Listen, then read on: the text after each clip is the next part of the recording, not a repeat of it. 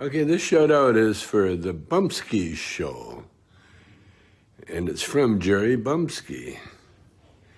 And I would like to wish the Bumpskey Show a happy 21st anniversary. Congratulations on being the longest running music, art, and weed culture show on the internet. Longer views, less views than a cat video on YouTube, but just as important. Peace, love, and rock and roll. Less views than a cat video. Hey, you can't compete with animals, man. Don't even try. They're just too cute. We're not. But I'm going to check out the Bumpskey Show. And I'm going to check out Jerry Bumpskey. Yeah, I can't compete with a lot of things, Tommy. I can't compete with animal videos. I can't compete with women with large breasticles. So there's quite a few things that I can't compete with, unfortunately. It's a shame. I would have thought that peace and love and music and art would be something that's pretty popular. But not necessarily. Not necessarily. Not as popular as titties, that's for sure. Oh well. I'm still trying though. Still trying to show people that music and art and love and caring and all worthwhile things. And today we're going to do it, as you can see right above me here, I got Sons of Mew. So we're going to have Sons of Mew on today. They're from the UK. Actually, one of the members of Sons of Mew will be on the show today. And that'll be Nick. And according to Mark, he's not the drummer. But I'll have to hear that directly from Nick. So Sons of Mew coming up in about, just around a half hour. Live from the UK. Live from Nottingham Forest, I believe. No, I don't know. You know me, I don't know shit about geography. New Jersey, the UK. I don't know the difference. It's all the same to me. It's all the same to me. All right, so let's play some music. Sons of Mew are, I guess, kind of like, there's so many genres of music now, it's just ridiculous. But I think they're space rock, but to me it's just psychedelic rock. That's what I think. Way too many. We're cutting up ourselves into way too many pieces. Everybody's got their own little niche. Their own little, I don't know. Their own little lie that they're living. But not me. No, no, no. I'm all about the honesty. That's right. Oh, and if you're new to the show, if you're like a Sons of Mew fan and you're new to the show and you don't know much about the show, we play many different genres of music here at the show. So if you're just looking to bang your head or you're just looking specifically for space rock or one genre of music, you might want to just put a playlist on and listen to a playlist. But if you're looking to expand your mind and learn about new things and new music and all that muck, then you're in the right place. Because this is where we do it. We do all different kinds of music here. And this is Nicole August that we're doing. What's up, everybody? This is Nicole August, and you are listening to The Bumpskey Show. Hit it! Past the point of forgiveness, I gave it all that I had. I wish I never met you. I took the good with the bad. I took a chance on love when I thought all was dead. Fuck that girl, 'cause right now I'm sick to death in my bed. 'Cause this is what it looks like, to be honest. Because you don't know how to keep your promise. If you died tomorrow, I wouldn't miss you. I'd dance on your grave. Can't lie, won't lie, 'cause I won't put this pain on you. I want you to feel the way I do, and hurt the way I do. Want you to feel it, yeah, baby, feel it. All I wanted was honesty, but you took me for granted, baby. So swallow and choke on my honesty. Forgiveness, and your tired ass excuses. All the lies, they're useless. My honesty cuts through it. I took a chance on you, even when you had nothing. But that fake love we had, now I'm sick to death in my head.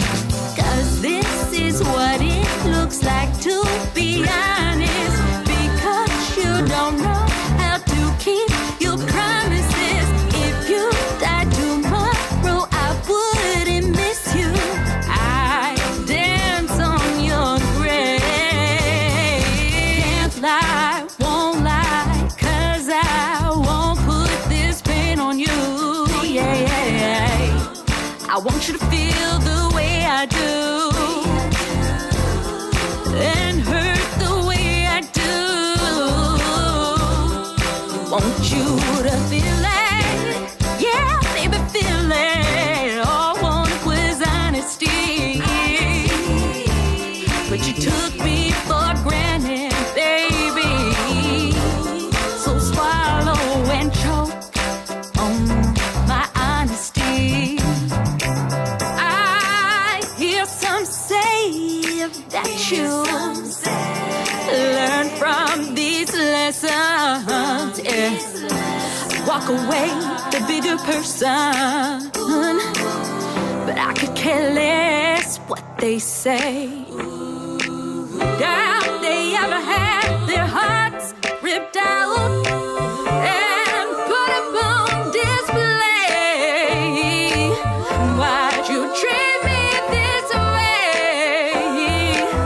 Now it's my turn to humiliate you, yeah. Can't lie, won't lie, 'cause I won't put this pain on you.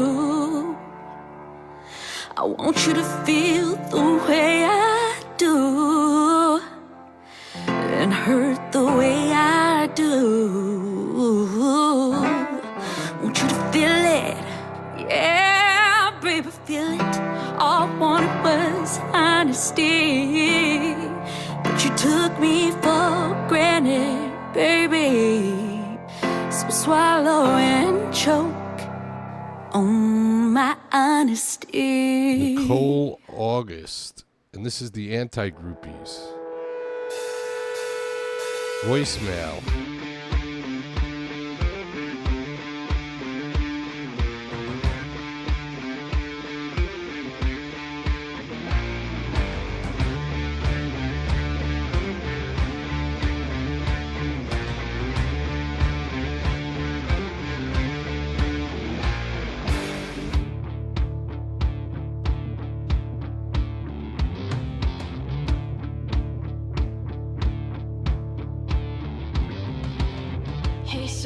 just calling to let you know that you're a bitch. I love you dearly, but I don't mean it.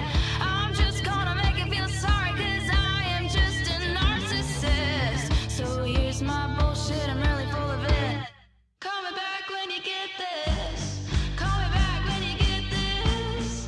Call me back when you get this. Call me back when you get this.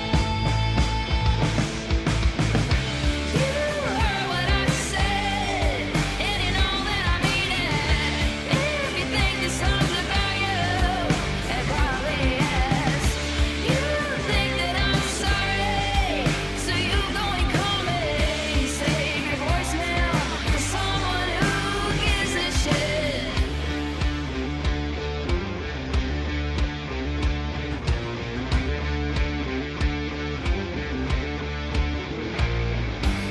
So there you go, you act like you care about my well-being when you're the one who created all of this. Seems like you love the attention, the drama, good or bad, you love all of it. So here's my bullshit, I'm really full of it. Call me back when you get this. Call me back when you get this. Call me back when you get this. Call me back when you get this. You heard what I said, and you know that I mean it. If you think this song's about you, it probably is. You think that I'm sorry, so you go and call me. Save your voicemail for someone who gives a shit.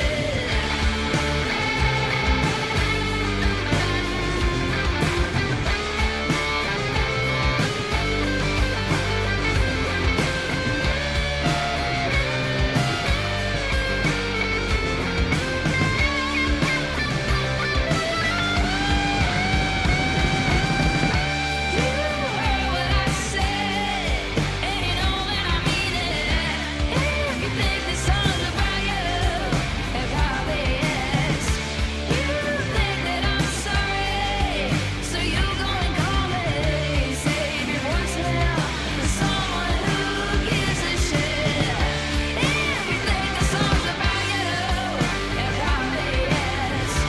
If you think this song's about you, it probably is. If you think this song's about you, it probably is. If you think this song's about you, it probably is. The anti-groupies. Look at that. Here's some CC Coletti.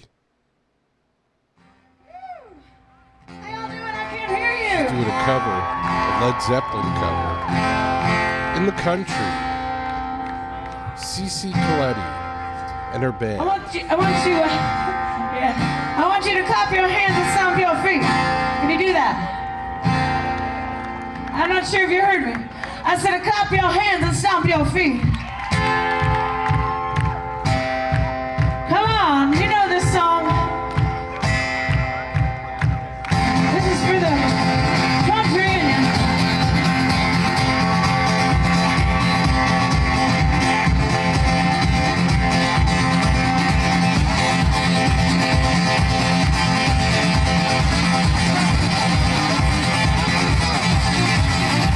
I can hardly hear you.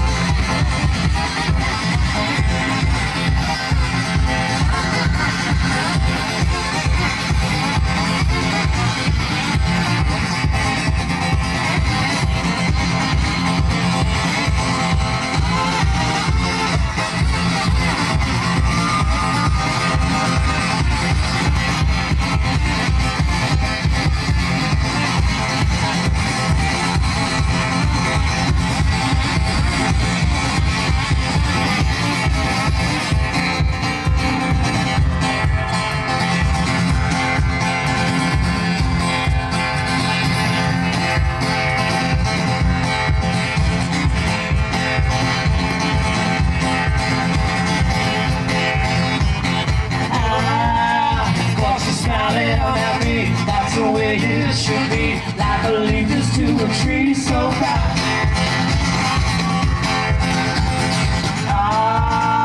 All the good times we had, I say love song so glad, always smiling, never sad, so proud. As I walk out the country lane, I've been singing a song playing it. Hear the wind within the tree, tell Mother Nature about you and me.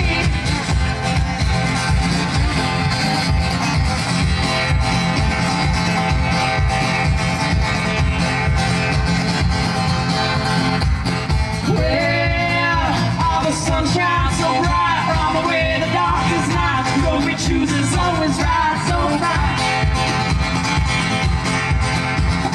Well, love is so wrong, when so many loves go wrong, that our love go on and on and on and on and on. As I walk down the country lane, I've been singing a song coming in. Hear the wind within the tree, tell Mother Nature about you and me.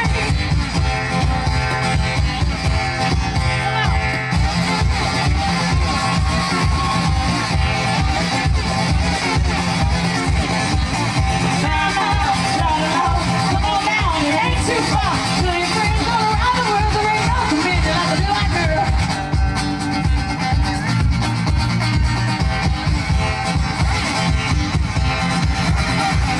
Come on now, let me tell you what you're missing round them walls.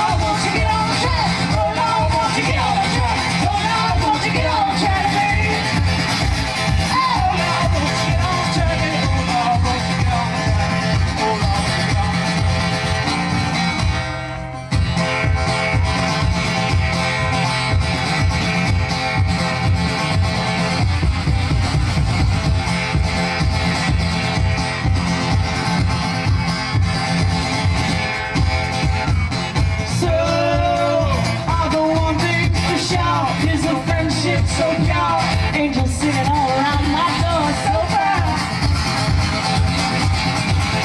Yeah, ain't the one thing I do is spend my natural life with you. You're the finest dog I knew so bad. When you're old and your eyes are dim, there ain't no shit gonna happen again. We'll stick on walking down country lane and sing a same old song.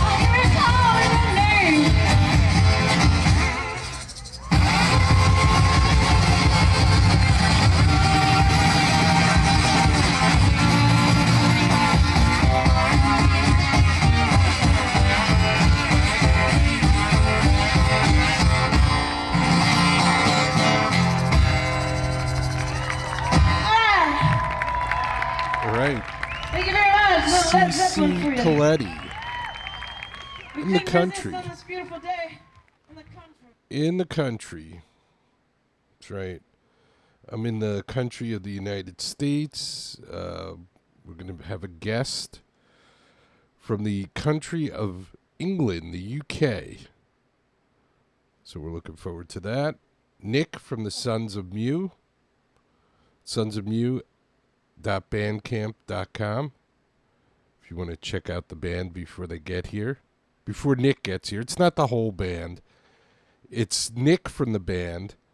And Mark from Skidmark said that Nick is not the drummer.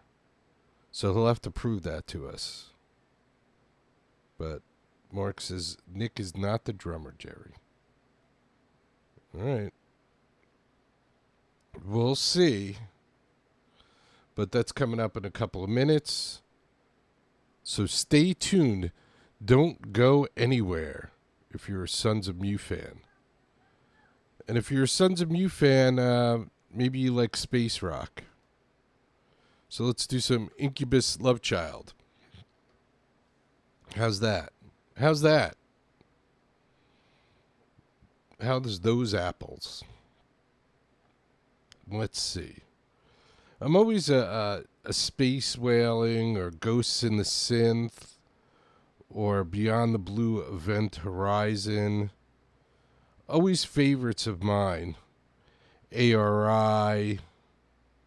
There's the new Speed Freak demo. So what do you say we just do some Beyond the Blue Event Horizon? How's that sound? And then maybe we'll slip another one in too. But here's Beyond the Blue Event Horizon. Incubus Love Child. IncubusLoveChild.com. Check it out.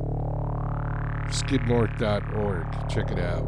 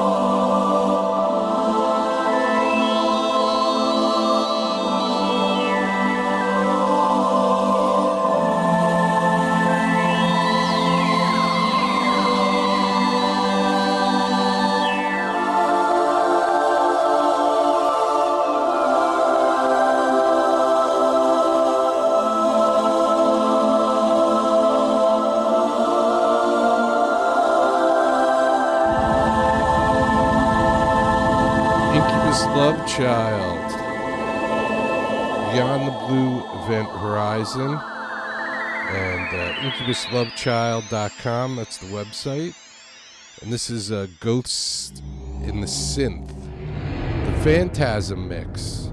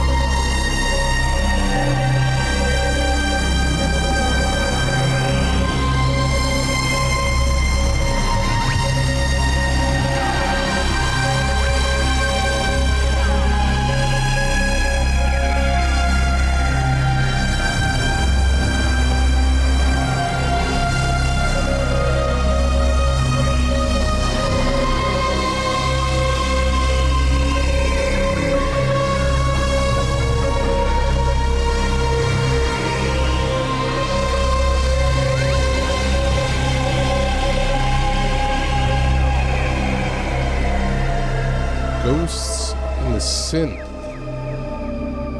IncubusLoveChild.com. Let's do some High Leaf. This is High Leaf. They played this past weekend, and this one's called Vision Quest. High Leaf. HighLeafBand.com.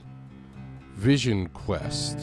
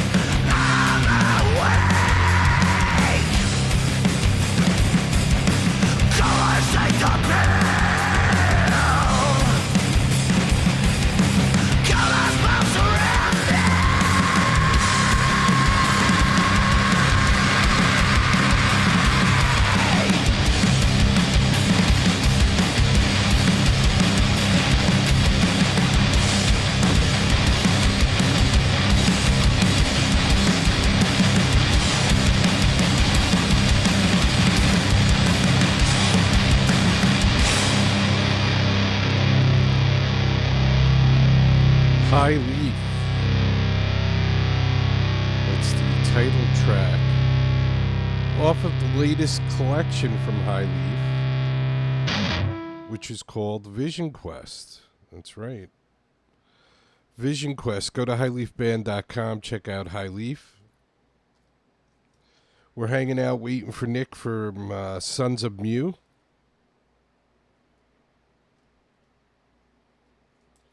So Nick should be showing up in the next couple of minutes, I hope, as long as I didn't screw anything up.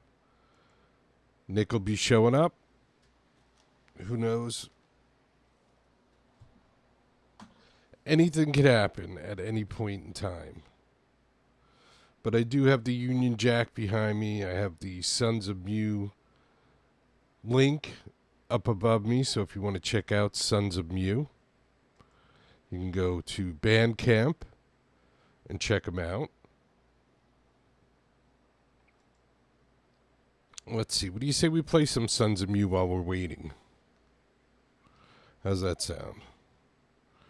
Sure, Jerry. Why not? Why not? Sons of Mew. This one's called Walking with Shadows. Sons of Mew on the Bumpskey Show. Walking with Shadows.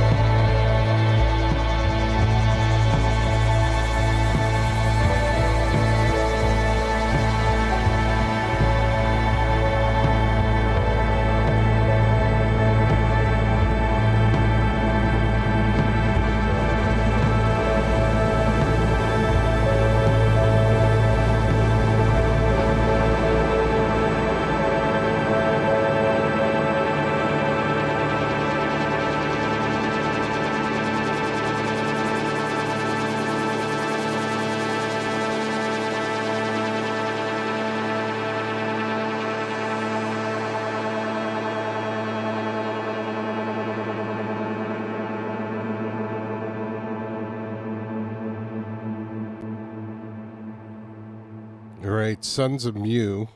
I'm going to do 7-8 Lemonade, I think.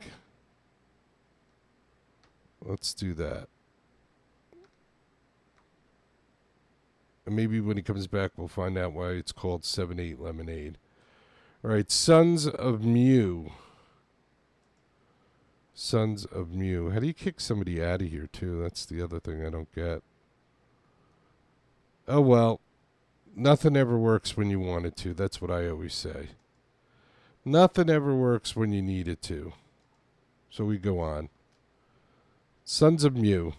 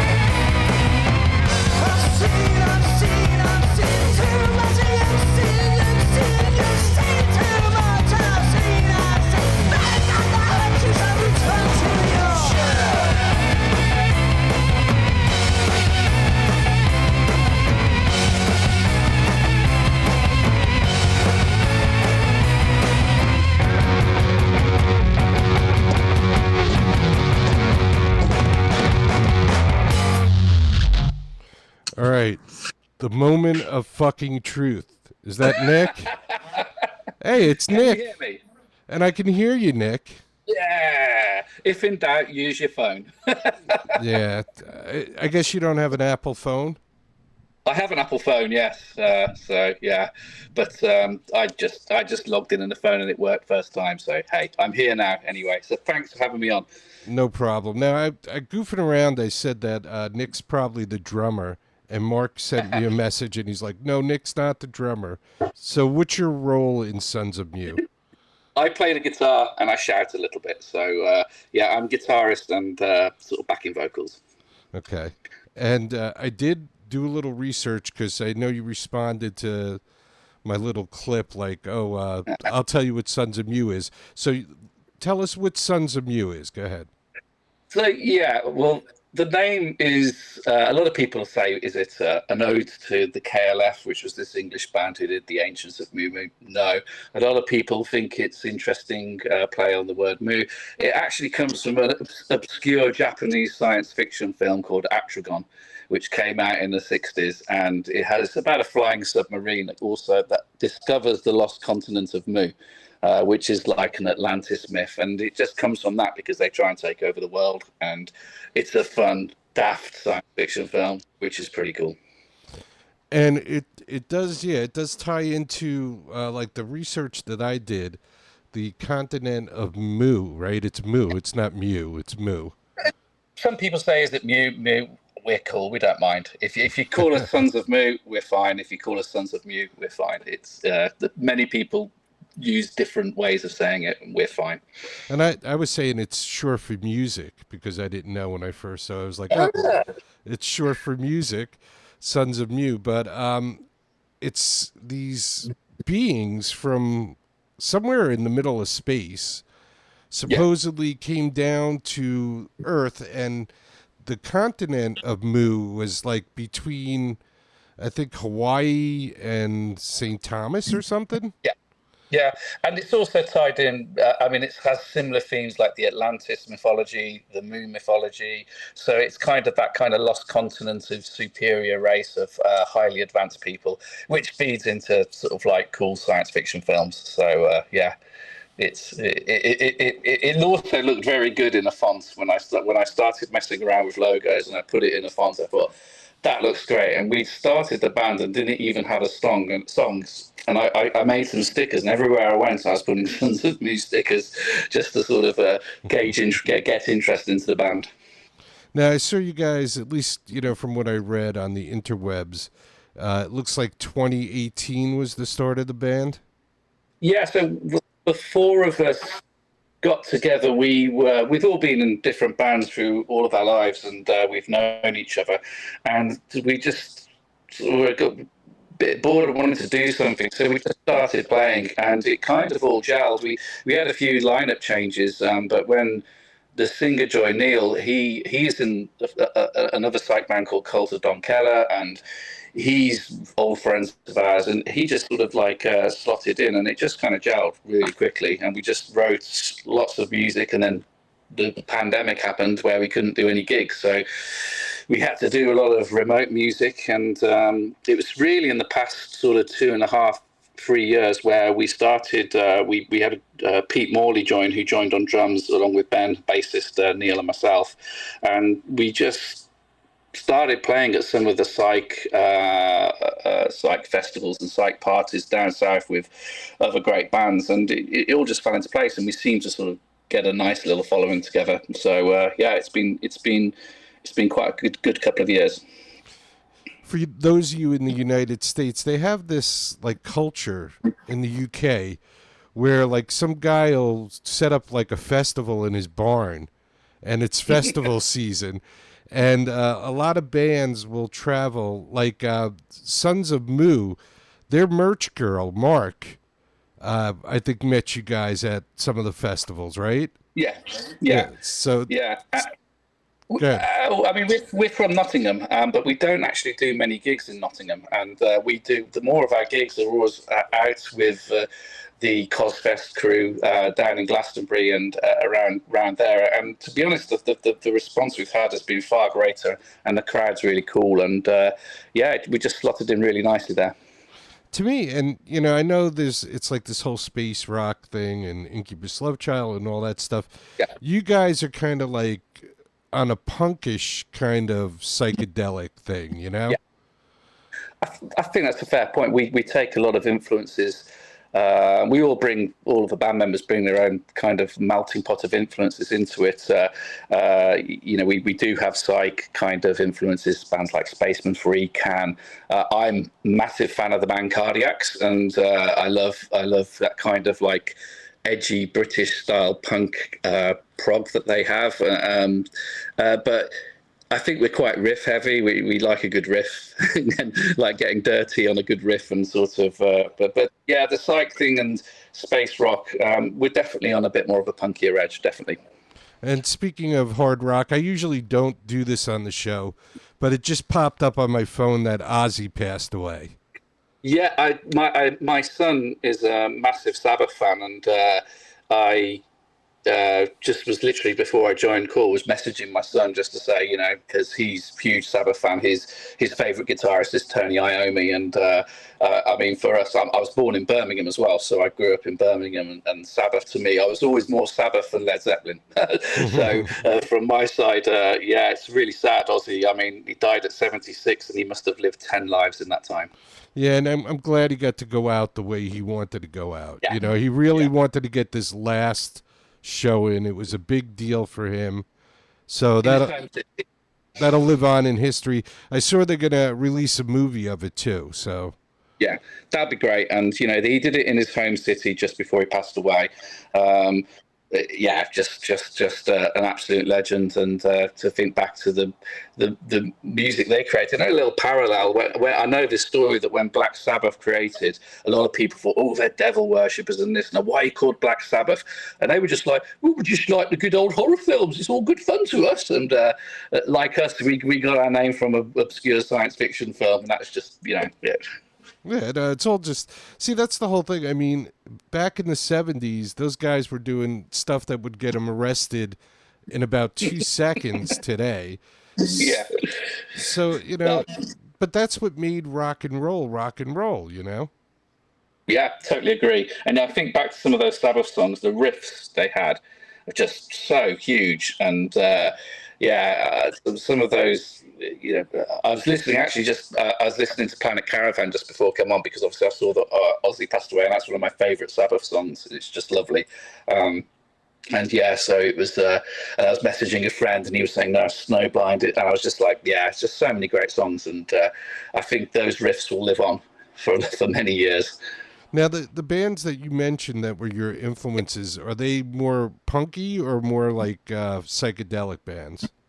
So I think Can are very krautrock. I think their album Egg Bam Yazzie is quite on our sort of tip. For me, Cardiacs, there I would describe them as probably circus fairground music on LSD. But I would say that we're nowhere near the song 7/8 Lemonade you played. When I came at that, because I'm nowhere as talented as players like in Cardiacs, but you wondered why it was called 7/8 Lemonade, and we thought it was a 7/8 time signature, and lemonade kind of rhymed with it, so we made 7/8 Lemonade, and that was the title. It was only when a far better musical friend turned around and said, "You realise it's in 7/4?"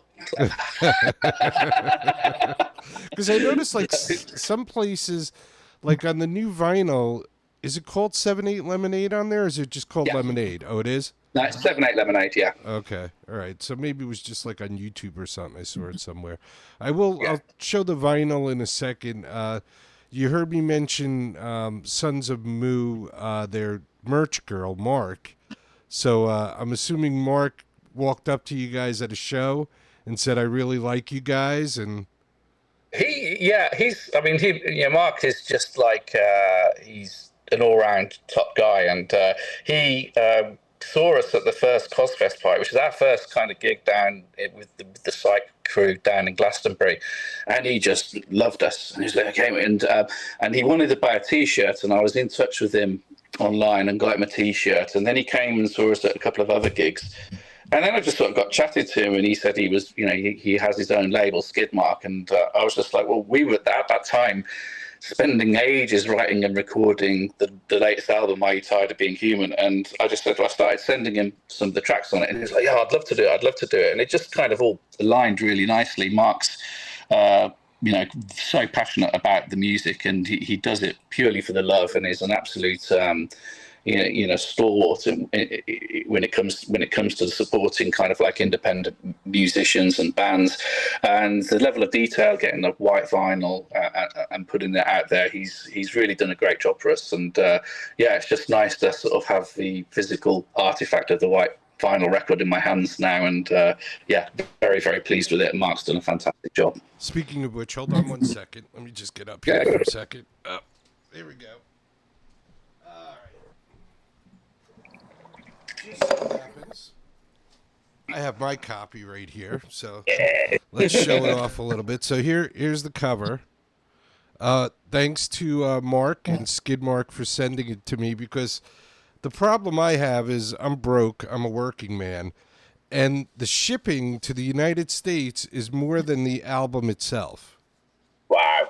It's ridiculous. So Mark sent me over the white vinyl. I have the white vinyl here. And Mark at Skidmark does an incredible job with the packaging. Yeah. His Incubus Love Child albums are beautiful. It's like artwork. So Yeah. it's incredible. And speaking of his dedication to indie music, I met Mark about 21 years ago.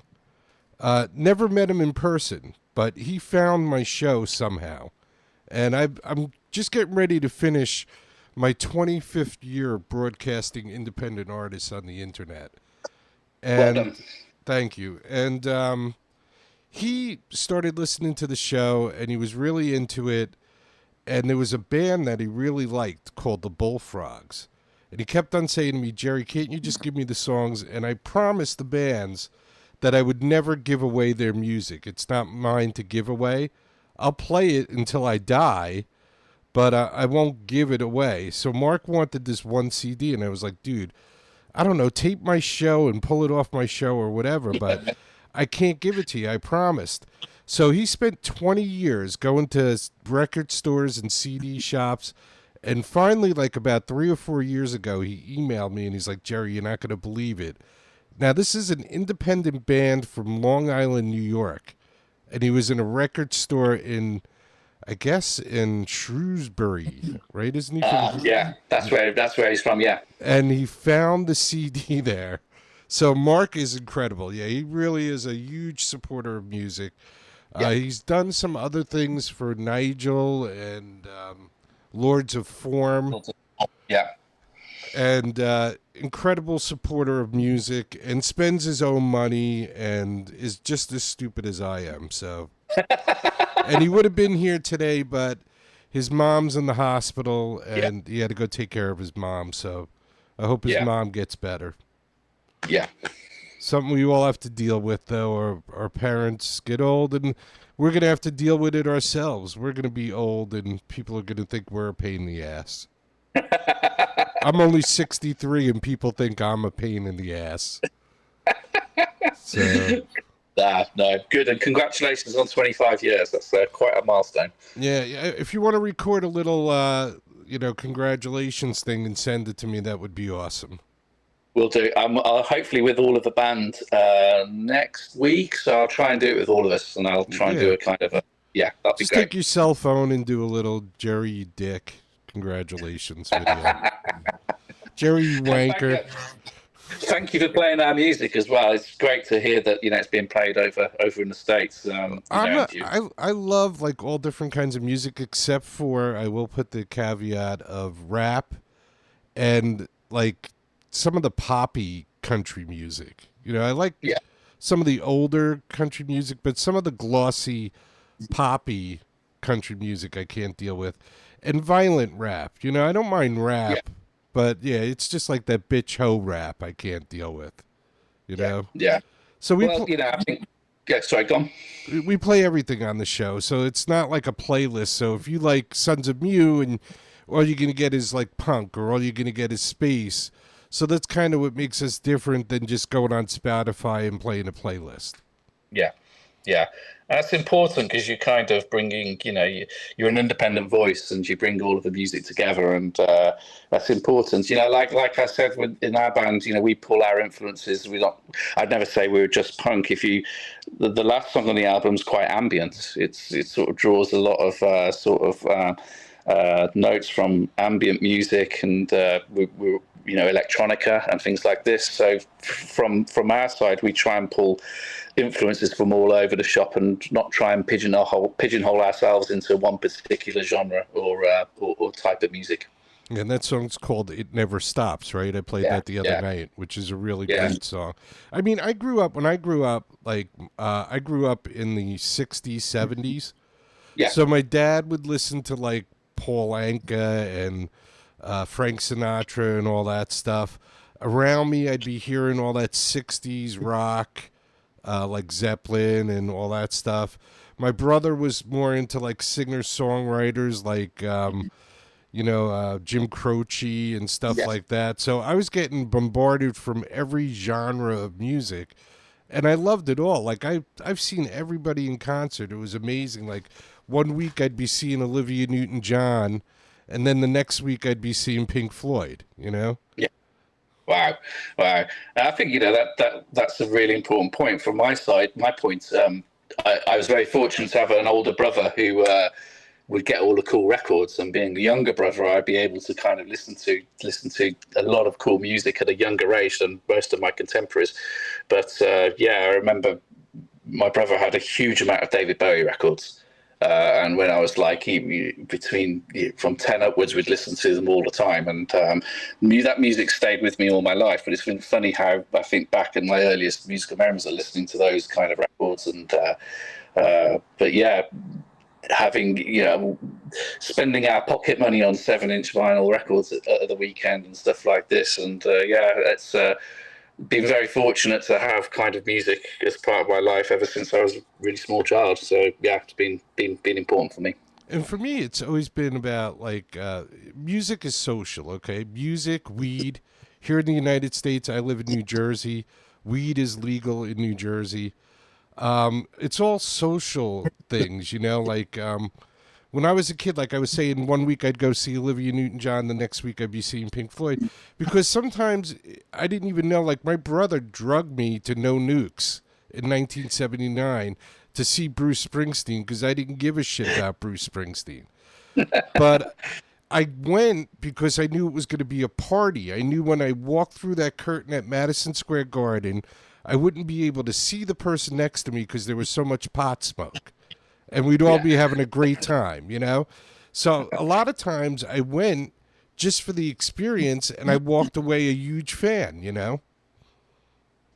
I think that's important. When I think back to the greatest gigs I've been to, I feel like I've been taken by that band on a journey, and I've been part of something. And I mentioned a band who my particular favourite band called Cardiacs, and some of the greatest gigs I've ever been have been at their gigs. Sadly, the singer's passed away now, but when I was much younger, I felt like I'd been on an emotional roller coaster through those gigs and come out of it having an experience. And those kind of things really, really stick with you. And whether it's other bands that those experiences that live music is able to give you is just insane. And when we play live, we try and make it like we don't play live often. We do 5 or 6 gigs a year because we'd rather play really good gigs than playing pubs here, there, and everywhere. And when we do, we try and we leave everything on stage. We don't try and sort of hold back, and we try and really sort of an old school of being, you talk about like you're listening to people like Frank Sinatra, you're putting on a show in the end of the day. And that's the most important thing. And you want to try and take the audience with you and on a journey. And that's what we try and do in live shows. And we try our best anyway. Yeah, my son's in a band out of Philadelphia, and they're called High Leaf. And I tell him all the time, like one time when Bob Seger was at the peak, it was like 1976, and Night Moves just came out, and I went and saw him at Madison Square Garden, and I was so pumped, like Bob Seger, this is going to be great. And he must have been pissed or something at somebody that night. It was like the worst show. I never listened to Bob Seger again. So I tell my son all the time, doesn't matter if there's one person in the audience or 100,000, you got to put on a good show because everybody's going to have their own experience, and you're the person that's creating that experience. Yeah. I can tell you a funny story. I was fortunate when I grew up. I joined a band with my brother that I was like, do I do a law degree or do I tour with the band? And I ended up touring with the band and not doing the law degree, and moved to Nottingham where I live now, and joined and was in the band with my brother and some really close friends. And second gig we did in Nottingham, the promoter had cancelled it without telling us, and this is in the early 90s. So we turned up at this pub venue, and the landlord was like, well, look, if you want to play, feel free, but it's like a Tuesday night and in the gig room, so if anyone turns up, you're lucky. So we just thought we'll treat it as a rehearsal. So anyway, we set up, we start playing as like, oh, let's just treat it as a rehearsal. No one in there, playing in front of a room full of nobody. And suddenly this crowd of about 20 people walked in into this pub. And we thought, great, we've got an audience. So we started playing, and this crowd walked right up to the front of the stage, stood there and stared at us vacantly like this. And we were playing, and I was getting a bit freaked out. What are these people doing looking at us? Then one person turned to the person next to them, looked at each other, and started to sign to them. The other person signed back. Basically, it was the School of the Deaf had come to this pub as I think like college or something, and they walked in and we were playing. So our second gig was in front of a room full of 20 deaf people. So, but we still tried to put on a show. Now, I'm sure they could still feel the vibration too. Exactly. So that, that's sometimes that's what it's about too. It's just about the vibe, Yeah. And even if, like, I tell my son, if you're missing notes or whatever, I don't know. People in the audience don't know. You just got to keep on having a good time, man. Yeah, I think that I say the same thing to my son. My son's far more talented guitarist than I would ever be. He's got the real potential to be something special. But I just say to him, like, you just got to try and seize it and enjoy it. And he's studying music performance as well, so he's gonna have a lot more musical knowledge than me. Hey, some of the best musicians had no knowledge, so Yeah. sometimes it's creativity, sometimes it's knowledge. It's just sometimes it's the right mix of different people with different skills. Yeah, I totally agree. And I'm not a guitarist who's going to get on stage and start noodling, playing solos or like super fast. That's just not my style. I like playing heavy riffs. I like it where I like the spaces in between music just as much as the noise as well. And the song you talked about, It Never Stops, we try and leave, when we play that live, we try and leave so much space to just give it that kind of, let the song breathe almost. And I think that's just as important. I can't remember which musician said it's not about the notes you play, it's about the notes you don't play. And sometimes that has just can have as much impact when you're playing live. And fans don't realize that, but sound is all about putting sounds in different frequencies where it belongs. Like when they do mixing and stuff, like my son's into mixing and all that stuff, and he'll go, oh no, yeah, that's something hurts, Dad. That's exactly right there. That's what you need to. And it's amazing. Like I started to learn some things because I have video and audio from 25 years ago that sounded like shit. So like even with you guys, I took your live stuff and I did a little mixing on it, ran it through the EQ just to get some of that muddiness out of a couple of the videos that were up on YouTube. And I'll play one. This might be a good time to do it. And you could tell me if you hear any kind of difference in what I did and what you guys already had. Cool. Let's see. Which one's... Oh, you know what? I don't think it was Think Tank, though. Think Tank's one of my favorites. Let's see. Sons of Mu. Sons of Mu. All right, so let's see. I think 78 Lemonade, that was a live one. Think Tank up on YouTube isn't a live one, right? That's a... It is a live one, but what we did was, as we recorded that live, Ben, who does all the mixing, he did just put 7 or 8 mics in the room and did a live mix, which then we could kind of sync up with the video. So all of the mixing of the album was done by Ben Lappin, the bassist, and he's done just a sensational job. I don't think I touched that. Is it Dopamine or Dopamine? Dopamine, yeah. Dopamine, that's a live one, right? Yeah. All right, so let's do that one. You're not going to be able to see the video, but you'll be able to hear That's cool. it. All right, you ready? You want to give a little background behind this, or you want me to just hit it? Dopamine was actually the title of our first album, which we kind of recorded with the original lineup. And Dopamine's kind of like a gnarly 2.5-minute punk song. But Neil, these fantastic lyrics came up with. Just some of the lyrics in that song are superb. And give me dopamine, give me my dopamine hit. So yeah, play it. Okay, let's go. Here we go.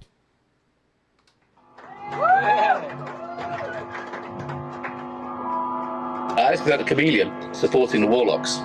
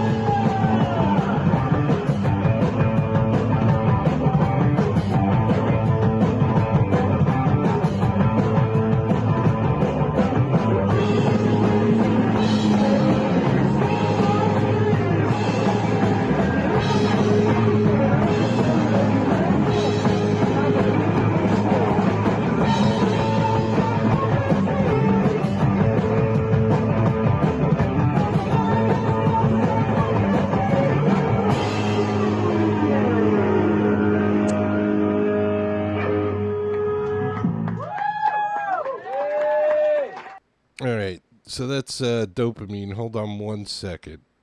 Yeah, There you go. no worries. All right, we're good. Go ahead. Yeah, that was supporting the Warlocks, I think. Famous, I think, San Fran psych band.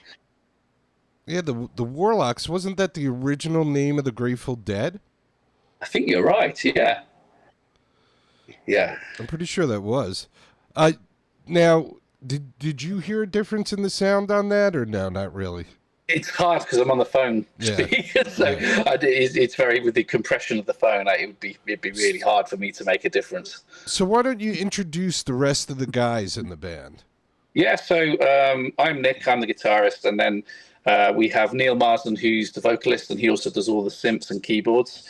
On drums, we have Pete Morley, who also does backing vocals, and on bass, we have Benedict Lapan. He's the great bass player, and he also does all of the mixing and recording for the album. So he put in an absolute shift to get that album where it is. So yeah, we're a 4-piece, and we try and make a lot of noise for the 4 of us.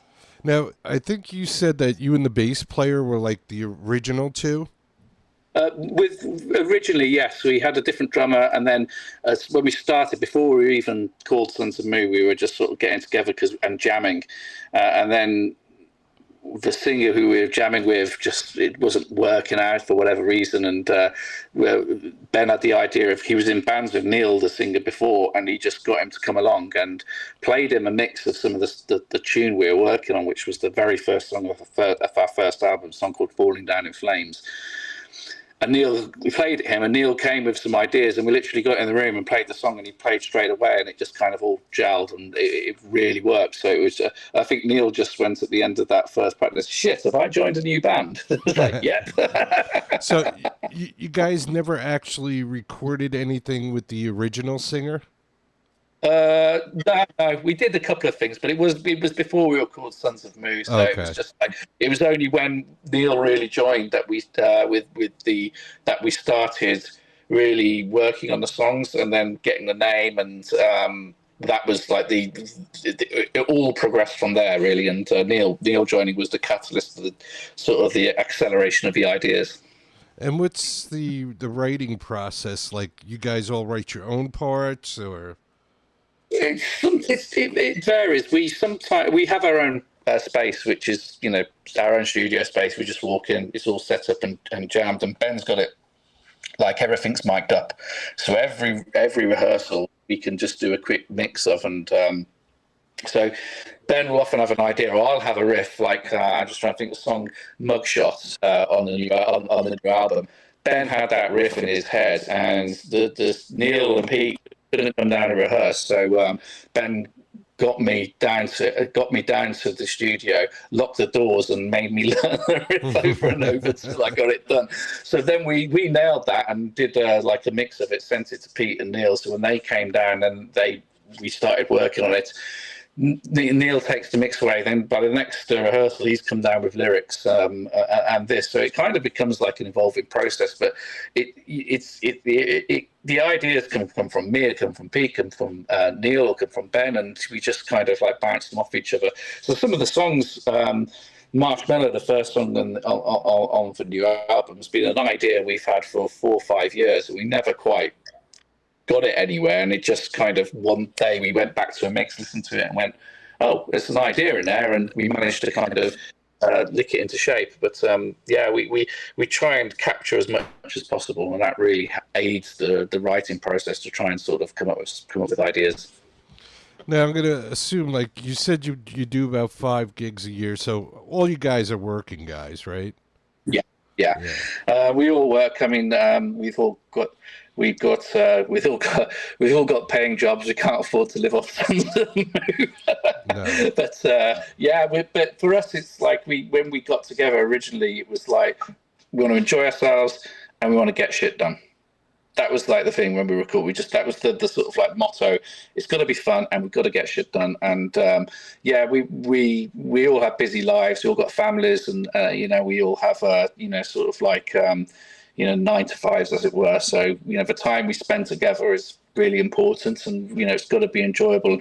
And I have to say, when we've done some of the gigs, when I think back to the gigs where Mark first saw us, they've been so amazing and enjoyable, and it's down to, like, as you said, the crowd and the atmosphere. So yeah, we all have to kind of balance our 9 to 5s with doing Sons of Moo. And the reason I said that is the guys, they don't have a website. They use Bandcamp as their like home base and social media. You know, when I was trying to get information, there's like nothing about who's in the band. Everything is Sons of Moo. And even on the album, I was just looking like for writing credits. The whole band, it's kind of like the Doors. You know, everybody's getting credit for everything, which is cool. Yeah. So it's just a bunch of guys trying to have a good time and be creative at the same time, which is the best kind of music. Yeah, and we went for the writing credits. We didn't. I mean, some of the songs kind of overlapped when we had our original drummer. So it seems like Sons of Moo is a catch-all for any past, present, future people that join the group and are part of our creative process. So for us, it's like. Also adds a little bit of mystique, which isn't a bad thing. Yeah, no, not at all. I mean, most of the time people have too much information out there, so it's nice when you don't have like what you had for breakfast posted. So I'm glad to see that. Yeah, we're not like. I mean, I don't think there's much ego in our band at all, and that's a good thing. You know, we put a lot into it, and we get a lot of enjoyment out of it, and the creative process is important, and the end result, thanks to Mark having the physical artifact in your hand to say this is us, is it's an absolute joy. Yeah, and my son is 38 years old, so he's in a band now for, I don't know, 15 years, and it started out as one name, and now they're High Leaf, and it's a whole process, and, he sells insurance for a living, so, that's not how he makes money, and it's just to be able to be creative is, basically, and that's what a lot of bands now are, and I think we're going to see music come back big time because the people that are really doing it, I mean, everybody's doing it, and with effects, anybody can sound good. I could sound good. But I've always said the way you could tell a good band is go see them live. And that's it. There's nowhere to hide. There is nowhere to hide except all of my effects pedals, which mask my attempts at playing guitar and make the sounds stranger. But no, that's an important thing for us. It's like, live, we've got to be able to stand out live, and we've got to be able to, and I think that's where Mark first, was really taken with us, was because he saw us live and he was just like, yes, you've been the best band I've seen all summer. And I was like, blimey, that's a hell of a compliment. So it was like, got a lot to live up to now with it when we sent him the mixes for the record. So, but fortunately he loved it. And he's done a fantastic job with the record. And that's amazing about Mark too, because Mark is more of a band in the box kind of guy. Yeah. He plays, most of the time I think he's playing rhythm, but sometimes he'll play lead and he's singing, and then everything else is pretty much either, a recording or some kind of synth pedal he's hitting off or something like that. But, and I know he's always wanted to do the whole band thing, but it is so difficult when you're not making money for a living to explain to your wife how you're spending, or girlfriend, how you're spending hours and hours with other people, and there's no monetary gain from it, Oh, I say that to my wife. It's like, if this is the midlife crisis I'm having, then it's not a bad one. I could be cheating on you, or I could be in a band. Your choice. Well, as the old saying, isn't it? It says, my fear in life is when I die, my wife will sell my guitars for what I said they cost. That's the truth, right? Are you a guitar collector? Do you have a whole bunch? Or? I've got 10 at the moment. That's pretty good. So, I mean, I'm fortunate. I work in the music industry as my day job, so I kind of have, I do have a little bit of access to some stuff. But my main gigging guitar, the one I use, is the Fender Jazzmaster. It's like a 90s Japanese Jazzmaster. I love it. And I had the bridge replaced, so it just locks the tune, and it's a fantastic guitar. But I've recently ticked off a guitar bucket list. I've always fancied a Gibson Explorer, and I recently bought a Gibson Explorer. So it's quite a bold statement to play that one live. I'm not sure I'm going to do that, but I've always had a bit of a soft spot for an Explorer. So I've scratched that itch now, and I've got a Strat, I've got a PRS, I've got like another couple of Ibanez, but I just keep going back to the Jazzmaster for gigging. Now, For me, would you guys ever do anything like Britain's Got Talent or? What they say, we've got great faces for radio, so I don't know.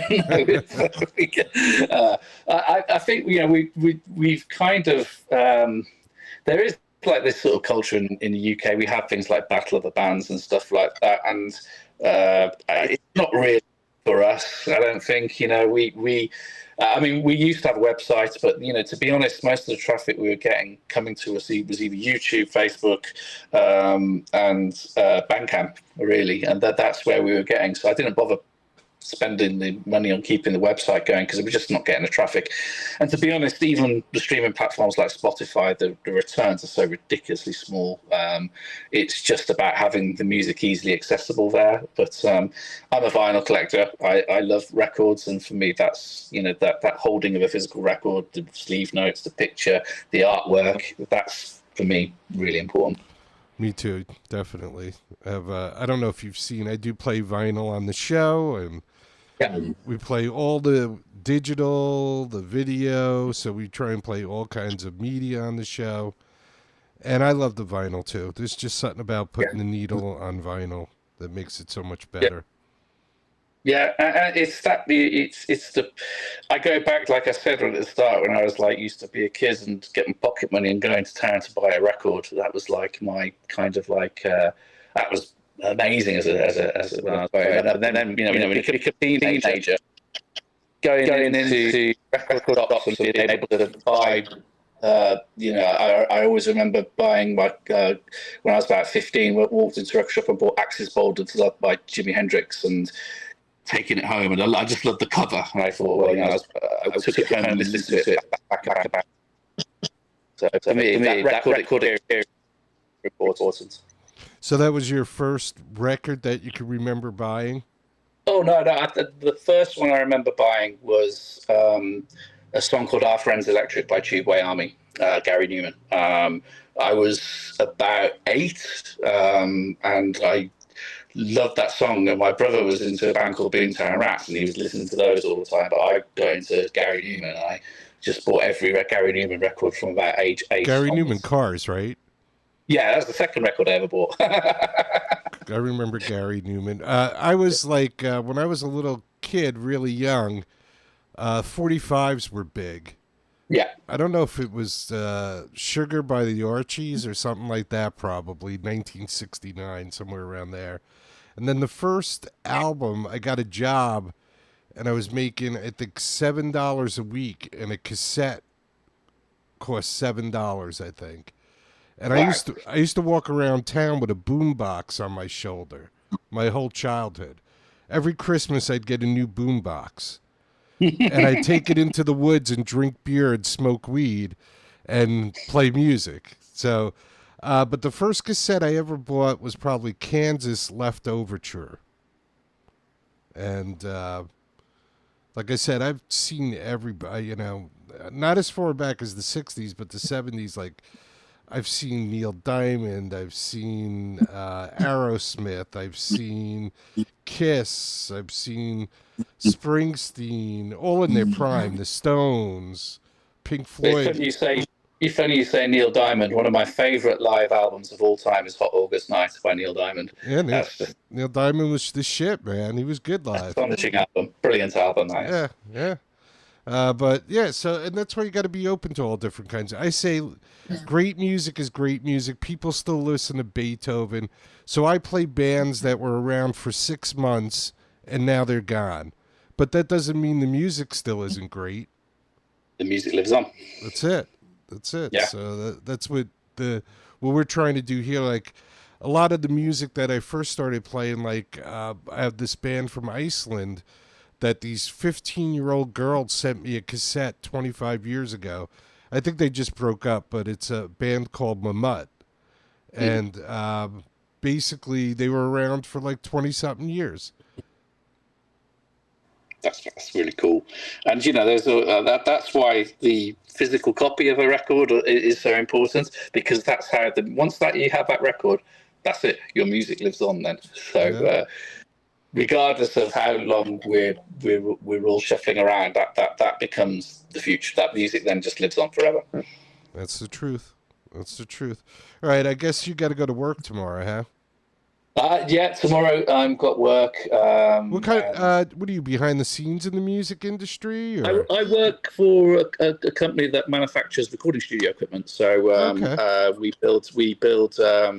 One part of the company builds synthesizers, and the other part we do recording studio audio interfaces. So I've worked in music technology for 25 years now, or longer even now. 27 years now, so I've been working in the music technology. So, that it's in the industry I love, and for me, it's like I qualified as a sound engineer back in the mid to late 90s, and of course, there's no sound engineer jobs. So I started getting into music technology and working, building computers to make music. So audio computers, and then started, sort of working away, and then all that time later, I'm managing kind of like managing Europe, Middle East, and Africa for a company that builds synthesizer studio gear and stuff like that. So you got to talk to the owners, and you want some of your gear on the longest running show on the internet. See, you and I are nerds, okay? Yeah. Okay, because here's the scoop. Check this out. You want to know how Bumpskey started? Go on then. I do this show from a condominium in New Jersey where Les Paul used to live, Mahwah, New Jersey. Yeah. Okay? So I live in the town that Les Paul was in, all right? And I'm sitting here, and my friend's going to me, Jerry, we're in a cover band in New Jersey. We go home on Friday and Saturday night. We smell like alcohol, and our wives go, "Where's the money?" And we don't have any money to give them. So I go to him, "Well, how can I help you guys?" And he goes, "Well, I'd like to be played on the radio, but nobody will play us on the radio because we're not the Beatles or the Rolling Stones." And I go, "Well, I can play you guys better than the radio. I can play you worldwide." And he's like, "Get the fuck out of here, Jerry. You don't know what you're talking about." And I go, no, listen, at work, because I was a computer guy, I did desktop support, and I ran IBM mainframes until every dickhead out of college now has a computer science degree, but doesn't have any idea what they're doing. So I go to him, "Yeah, I can play you guys around the world." He goes, "No, I just want to get on college radio." I'm like, "Dude, when I leave the college's parking lot, I can't hear you anymore. You'll be able to hear me around the world." So, of course, you didn't understand, because this was late 1999, early 2000. So I go, "Listen, I'm going to start this show, and I'm going to start playing all these bands that can't get any exposure." So, of course, I got to figure out how to do it. So I get a T1 line put into my condominium in 1999 so I could broadcast. And I find a company in Colorado that does business meetings, video conferencing and audio conferencing, and I get them to carry my show. And that's how Bumpskey started. It was $3,500 a month when I first started. Wow. This was before YouTube. This was before, I don't know, name Podomatic, Podcast. It was before everybody. So if you can get your bosses to give me some good microphones and gear and shit, they'll be on the longest running show on the internet. Nobody has more broadcasting hours, because when I first started, it was costing so much money. I was doing 12-hour-a-day shows. Yeah. And bands would just show up and be like, "Oh, this is pre-recorded." And they would knock on my door just to see if it was real that I was doing shows for 12 hours a day. Well, I'll certainly drop you a line and see what you need. Yeah, send me toys. I'll talk about toys all the time.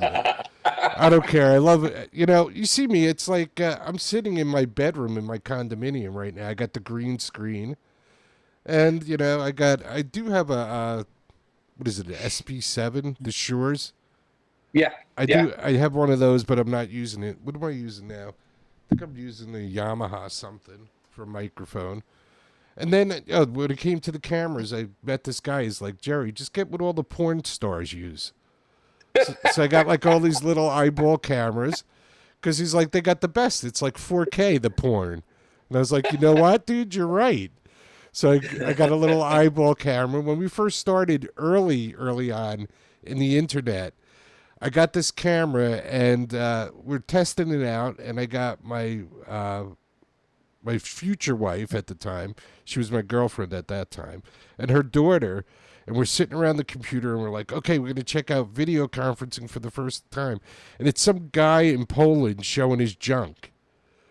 From like 2000 to 2010, nobody knew what to do with the cameras other than guys. They would just point it at their junk, and that was it. I think that's very important. It was so much more difficult back then.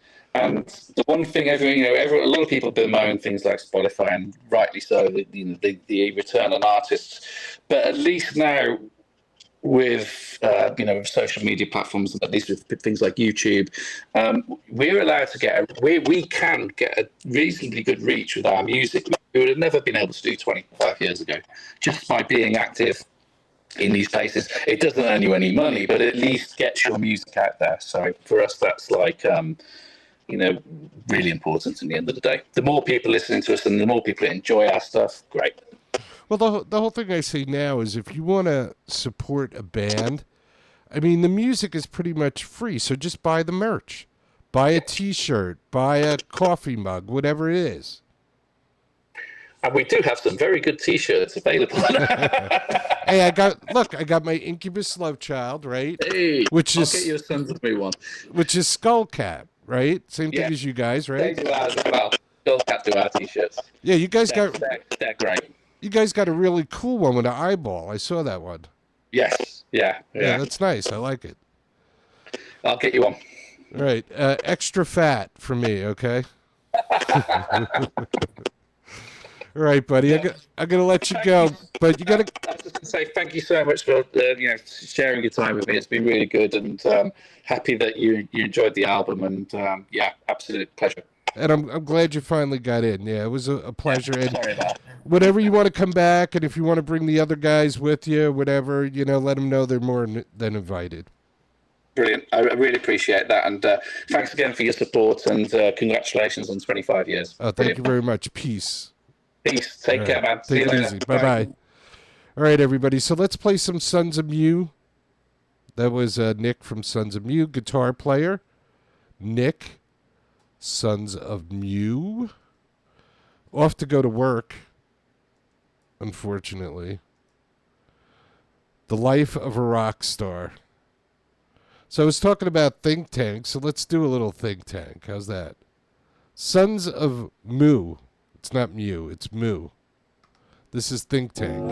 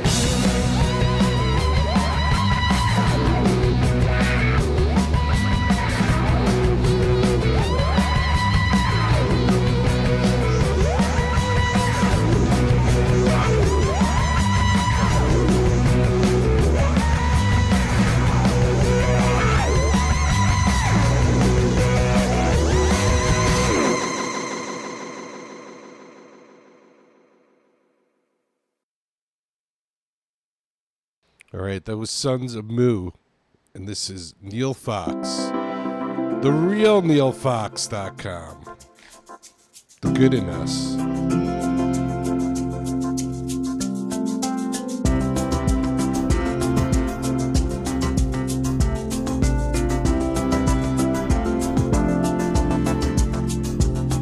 I heard the terrifying news today. The lady said that I was full of hate. She said our history would die away.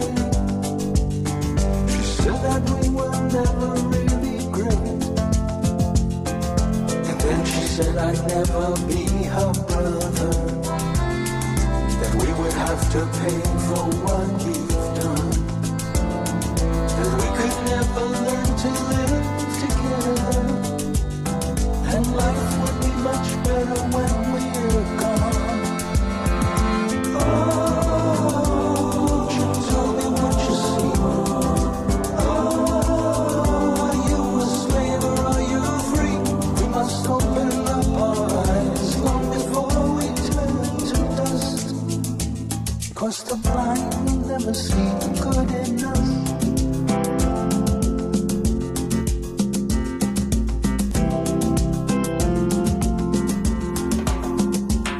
Then someone said it's in our DNA, embedded in us from the very start. He told us how he struggles to this day, and many thought he spoke right from the heart. Then once again the lie was resurrected. Then once again they showed us how to hate. And once again our souls became infected. And violence and fear would be our fate. Oh, won't you tell me what you see? Oh, are you a slave or are you free? We must open up our eyes long before we turn to dust. 'Cause the blind will never see the good in us. No, no.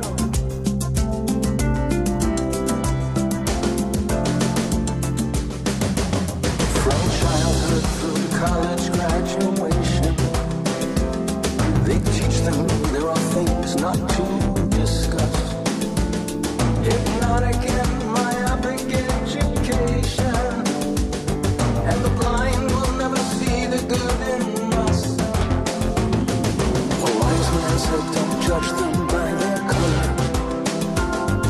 We need to see the character within. All races have their villains and their heroes. You only need to look beyond the skin. Oh, won't you tell me what you see? Oh, are you a slave or are you free? We must open up our eyes long before we turn to dust. 'Cause the blind will never see the good in us.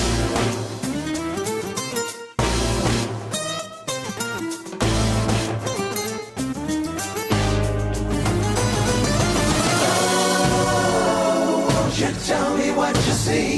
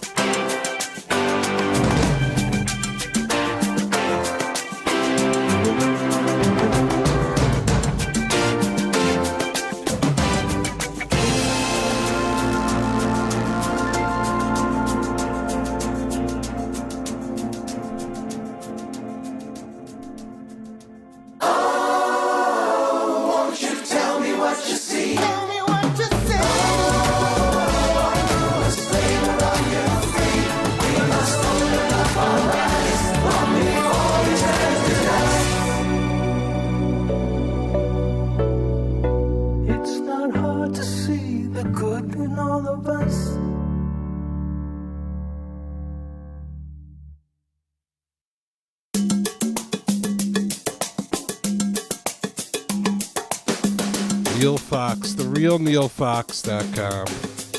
That's right. Good in Us. Neil Fox. Neil trying to spread the word about the good in us. We're trying to spread the word about the good in us.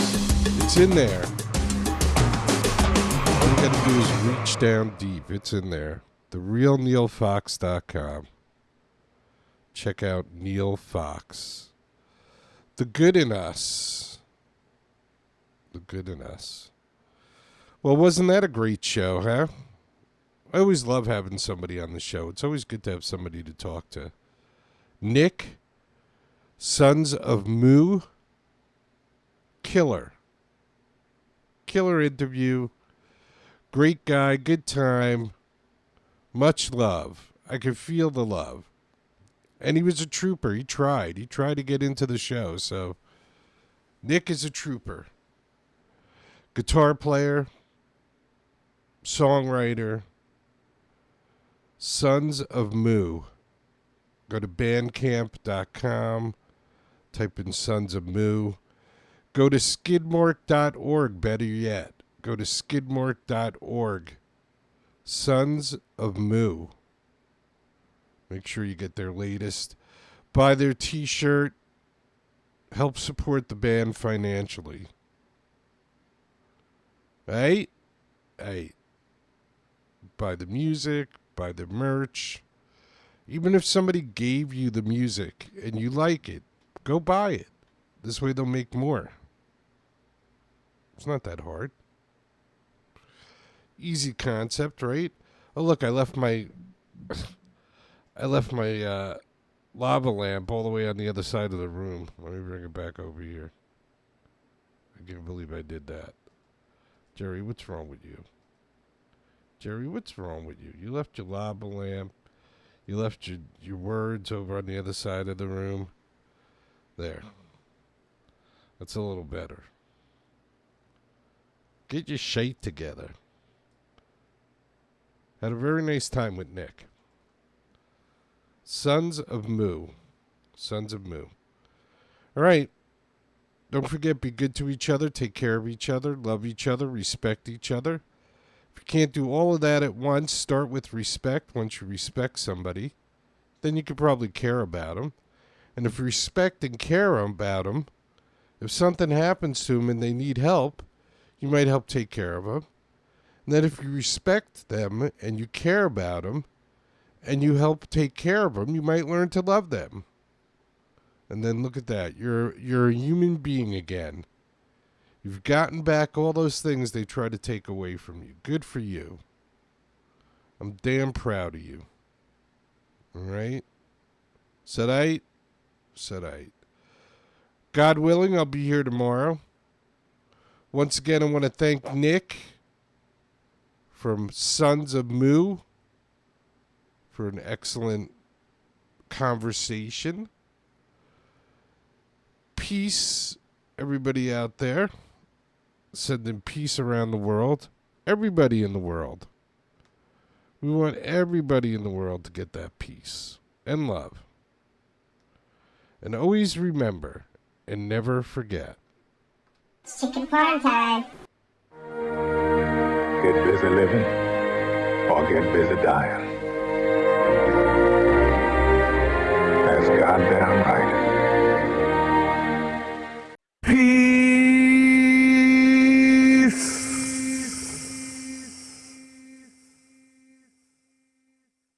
If you could stand for our national anthem, that would be fantastic.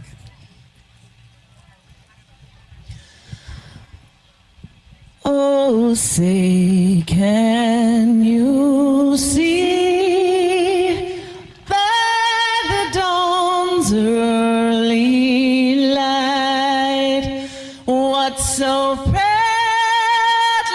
we hailed at the twilight's last gleaming, whose broad stripes and bright stars through the perilous fight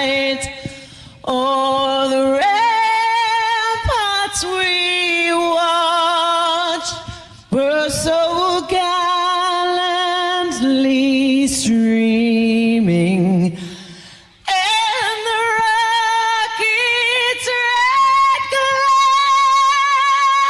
the bombs bursting in air, gave proof through the night that our flag was still there. Oh, say does that star-spangled banner yet wave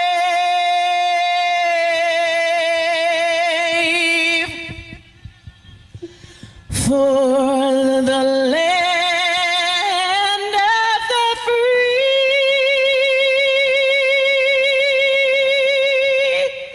and the home of the brave. God bless the USA.